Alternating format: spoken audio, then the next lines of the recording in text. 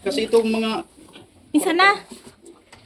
Wow, Kasi nung naglinis ako dito, naglinis ako dito, kasi ganito ko, pagtingin ko, may fluid na, sigurado, confirm. 15 minutes, bilang ko at lugsok agad. Nanganak na si Mami Pig. Mami Pig? Ay, si Kanusa. So, confused na ako sa kanila.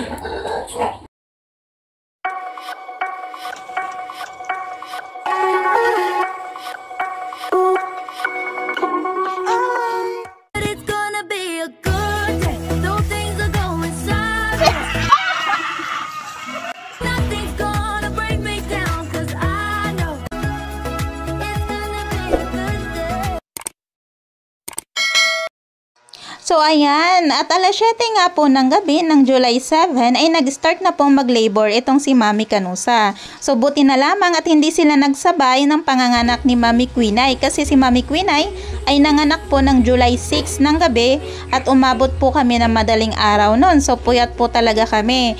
Kaya naman po buti na lang si Mami Kanusa nag-start siyang manganak kinabukasan na July 7. So umuwi po nga po ako saglit sa bahay at pagbalik ko nga po eto na may dalawa ng cute na mga biik si Mami Kanusa. So, ang lulusog at ang haba po ng mga biik po ni Mami Kanusa. So, thank you Lord.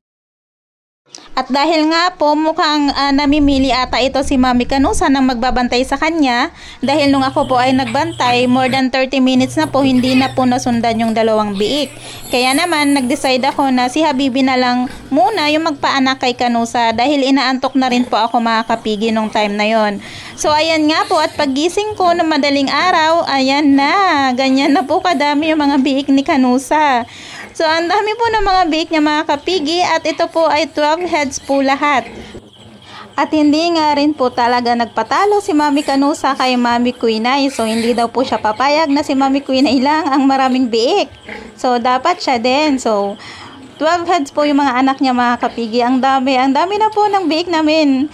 Sobra po talaga kami nagpapasalamat kay Lord dahil sobra pong blessings ang binigay niya ngayong July para po sa dalawang inahin. So i-update ko po kayo mga kapigi kung ilan po lahat ang mga biik namin para doon sa dalawang inahin na nanganak ngayong July po. Good morning everyone! Welcome to Clarita Farm. So for today's video mga kapigi ay super blessed tayo and super grateful dahil meron po tayong good news. Dahil po nanganak na yung ating dalawang inahin. So, ito pong dalawang inahin na to, ito po yung linipat natin noong nakaraang araw.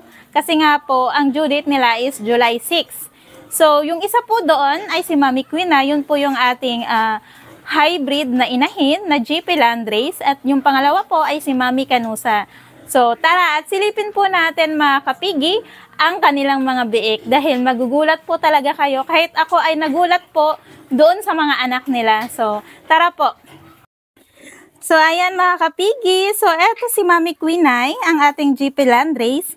So, ang similya pong iniay natin sa kanya ay GP Large White. So, binili po natin ito sa breeder po na kilala din sa lugar namin. And, ang kanya pong naging biik ay eto po, 16 heads po yan lahat mga kapigi. Ayan, 16 heads po ang kanyang naging biik. Kahit first time niya pong nanganak ngayon at first pregnancy and first parity niya po ito mga kapigi. Pero, ayan po at nagpakitang gilas po ang ating Mami Quinay. So, ang dami po ng biik niya mga kapigi. Nagulat po talaga ako. Tama lang po yung desisyon ko na huwag masyadong pakainin si Mami Quinay nung buntis pa. Kasi nga inisip ko na baka mahirapan siya pag nanganak pag sobrang lalaki ng mga biik niya. And good decision po yun kasi may dalawa po akong dinukot or nag-manual extraction po tayo doon sa dalawang biik. Kasi nga more than 30 minutes na hindi pa lumalabas yung biik na yon. Yung pangalawa po nagbigay na ako ng oxytocin pero wala pa rin talagang lumalabas. Pero panay-iri pa rin nung ating inahin, kaya dinukot ko na rin po yung pangalawa and sobrang lalaki at mahaba po sila. So ayan po, nagbigay na rin tayo doon ng foster milk para sa additional milk supply ng ating mga biik. Kasi nga baka hindi kayanin ng ating inahin sa sobrang dami ng mga biik niya. So, sulit na sulit po yung ating pagkabili kay Mami Quinay kahit may kamahalan siya. At doon po sa similya. May kamahalan din po kasi yung similya pag mga hybrid, mga kapigi. So, ayan po. And meron po tayong pangalawang inahin na nanganak. So, ito po si Mami Canusa. Kagabi po ito nanganak. So, puyat na puyat talaga tayo mga kapigi. Ilang araw at gabi na tayo nagbabantay. So, ito po yung anak ni Mami Canusa. So, ang similyang pinag-AI natin sa kanya ay GP Landrace, John and John. So, ayan po ang resulta ng mga biik niya. Ang gaganda po mga kapigi. Ang hahaba. Nakakatuwa. Kasi hindi siya nagpahuli kay Mami Quinay. Ang mga anak niya po ay 12 heads po. Ayan o. Gaganda. So, nagpaplano ako dito kumuha ng magiging inahin, yung pinakamalaki at mahabang babae. Kukuha ako dito ng gagawing inahin. And, binilang ko na po yung mga dede nila doon sa babae. At mayroon po silang 17 tits or 17 na utong. So, yan po ang binabala ko. And plano ko din ipaampon yung ibang biik galing kay Mami Quinay. Papaampon po natin dito kasi marami naman siyang dede and sayang yung gatas. So, yung tatlo dito, pipili ako yung gagawin ko pong inahin kasi itong mga biik na pong ito ay F1 na po ito. So, kukuha ko dito ng gagawin ding inahin. Nakapili na ako. Pero bago ko yun ilipat, tatandaan ko muna, mag-i-ear notching muna tayo para alam ko kung alin doon yung anak ni Mami Quinay. So, yun po yung ipapaampon ko kasi doon kay Mami Canusa, madaming gatas. Si Mami Quinay, since yung first pa lang niyang nanganak, hindi pa masyadong develop yung kanyang mga mammary gland. So, and sa sobrang dami ng biik niya, ayan po, minsan kinakapos-kapos yung ating mga biik. Pero ginawa na rin naman natin ng paraan. Nag-inject na po ako sa kanya ng DCM. Then, nag-inject na rin ako ng oxytocin. And, nagbigay na rin po ako doon ng foster milk para sa mga biik. Para hindi po sila makulangan ng gatas. So, ayan po. Ayan o. Expert na yan. 2 days old pa lang po yan today, mga kapigi. Ang cute! Ang cute na mga biik na to. Dito sila umiihi. Dito din sila nagpo-poops. Ayan po yung poops nila. So, it signifies na okay yung milk supply ni Mami Quinay. Ayan. So, kung makikita nyo, meron pa po silang pusod. Ayan. So, hindi po kasi tayo nagpuputol ng pusod after nilang mga anak. So, hinahayaan lang natin na mag-dry yan. And mamaya, puputulin na natin yan. Kasi dry naman na. So, ayan. And mag-spray tayo ng quick heal mamaya. Sa dalawang inahin na ito mga kapigi, ay mayroon tayong total na 28 heads na piglets. So, sulit na sulit po yung ating pakabili na mga mamahaling similya and kay Mami Quinay. Sulit po talaga mga kapigi. So, sana, itong mga F1 na kukunin nating inahin, dito na po tayo, ito na po yung ibibreed natin para sa mga pang future fatteners natin. So, additional inahin supply po dito sa atin. Yan. Yung iba po kasi dyan, ano na rin, medyo maedad na rin. So, kailangan na rin palitan yung iba dyan. Pero magpapalit po tayo kapag malalaki na itong F1 natin. Pag nagbuntis na po sila.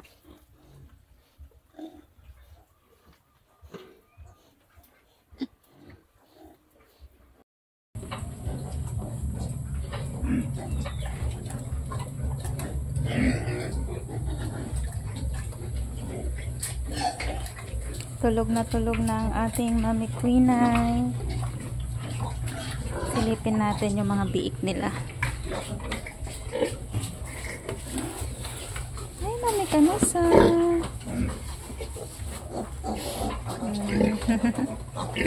Ayun ang mga bigs.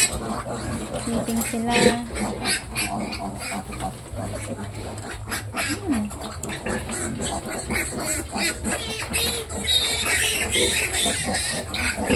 Takbo na, bilis!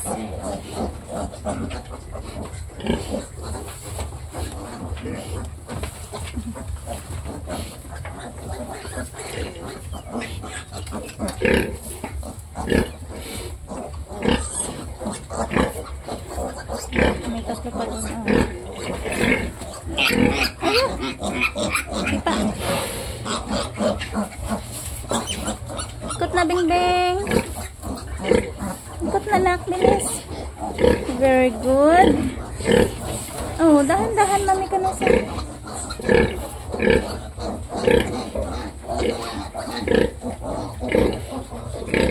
Ay, kayong tatlo. Dede na. Dede na, Bing-Bing. Sige na, takbo na doon. Bilis. Doon na kay Mami Queen eh.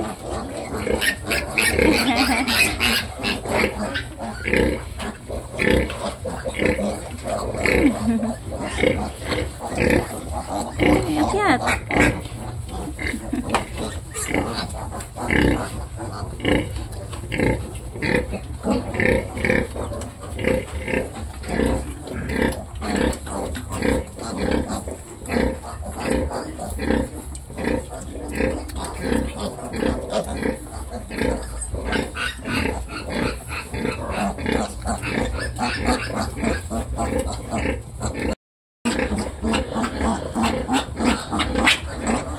Sulit na, bebe.